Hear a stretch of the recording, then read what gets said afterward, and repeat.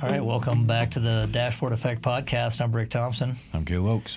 Caleb, we wanted to talk in this episode about emailing of reports. So there are cases where a report stakeholder, someone who's asking the data team to build something, will say, and another requirement is we need to get this report in our inbox every morning. Right. So you have some thoughts on that? Yeah. Yeah, I mean, I think this is pretty common, right? Yeah. I think a very common scenario is maybe you're building a BI report that's replacing an old report that someone just used to put together and then email out when they were done an with Excel it, right? sheet An or Excel PDF sheet. or whatever, right? Exactly. So, I guess first of all, I don't like that. I don't love that that people need the data to come to their inbox, right? Yeah. So give us your theory on that. Yeah, I think the problem. I mean, while it's convenient, I totally understand why people want that, right? It's like, okay, it's in their inbox now. They got a reminder to do it, or to do whatever they need to do with that data, or look at it, or whatever. But I think it's very limiting, right? So there's a couple problems that come with that. One is it's a static snapshot in time. Data will always change. It's always changing, right? Yeah. So the next day, that report is probably out of date. The numbers could be different. Could be wildly different the next day, depending on what happened. Maybe you had a huge refund or something that is going against one of your sales order in that report, something like that.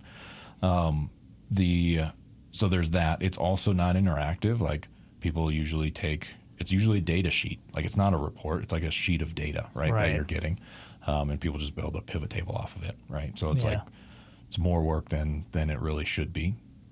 And then it's just a bunch of work to automate that, to automate an email system. Like it sounds trivial, but it's really not. Like there's a lot that goes into setting up something to email a report, a data sheet every day. And depending on the size of your data, it can be a big challenge, right? Yeah. So lots of problems with it. So we can talk about what to do if you have to email a report. I mean, Power BI has that capability. But what's a better way to do it? What's the use case that people should be using? Yeah. So I'm going to think about this in terms of Power BI because that's what we use. Yeah. But so Power BI does have what they call a subscription feature. You can sign up to get a report emailed to you. It's not really the same. It's not like a report's being emailed to you, right? It's like the screenshot of the report gets emailed to you, and then it gives you a link to go out to Power BI and view the report, which in my opinion is much better. Right. Much better. Because you're going into a live report, you can manipulate it. It's up to date. Yep. You can slice and dice around. You can explore it. All that fun stuff that comes with the Power BI report. So that's a great feature. But it's not a data sheet, right? So people have to get used to that type of interaction instead.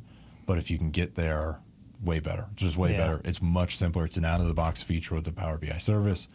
You just set it up in the service. Super simple to walk through. You set up when you want it to send, and it will send the report out on that cadence that you configure to the people you want to send it to, and then everybody gets their data. Yeah. So if you can get away with that, do that. Yeah, okay. Would you still argue but don't do that? Don't send people reports, have them go and get them when they want them? Or do you think there is a valid use case for, no, let's send it to remind them to look at it? I think that's the biggest reason that you would send it. And I think it's fine to do that because people do need a reminder here and there, and just to know that the data is ready too, right? In some scenarios, most of the time with what we build, we're refreshing every night. So you should be able to go into your report every morning and we put a last refresh stamp on the report so you know when the last time this data was updated.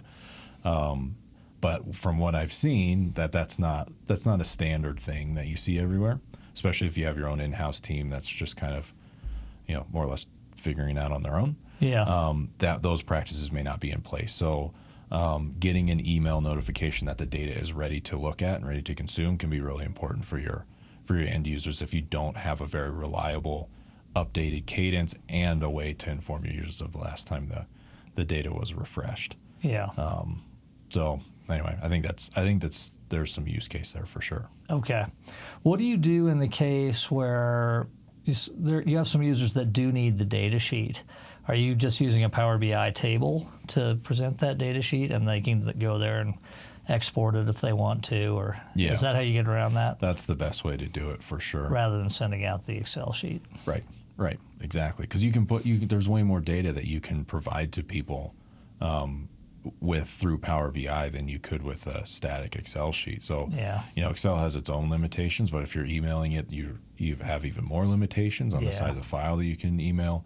And then people can get whatever cut of the data they would like for whatever they're trying to do out of Power BI using their filters and slicing and dicing that way, and then export it. And they can do that as many times as they want. Get as much data out of there as they would like. I'm kind of thinking too, though, if you're really doing a good job as a data team, you're understanding the business goal of that data sheet, and probably you can give them a report that will do all the work they were going to do when they export the data sheet and do whatever they were going to do to it. There may be cases where they need to slice and dice differently than you can set up in a report, but I doubt it. I bet a couple slicers and filters and a matrix visualization, you probably get to a better place. I'm also thinking that if you really have someone that just needs raw data all the time, maybe they're an analyst, you just connect them to a Power BI data set. Right, exactly. And then they just open whatever they're using. Let's say they're using Excel as their tool to manipulate with pivot tables or something. They can just open a sheet that is connected to live data. Right. Yeah. Exactly. Yep. Those are much better options. And I think with that second one, I was going to give an example of where you may want to export data and you don't want to put it in your report.